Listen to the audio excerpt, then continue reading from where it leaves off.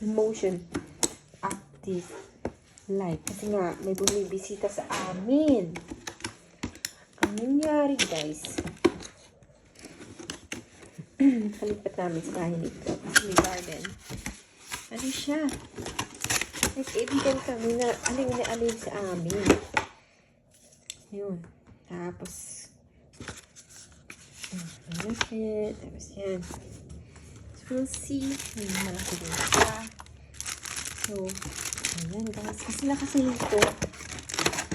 Mas bago siya. So, pag okay siya, maniwala.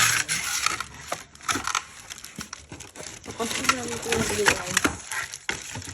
So, hopefully, yan, medyo malaki yung kanin niya. Ayan, tsaka ito yung tsura niya. So, sa labas natin siya itidikit. So, we'll see kung paano siya magbigay liwanag sa ating hardin.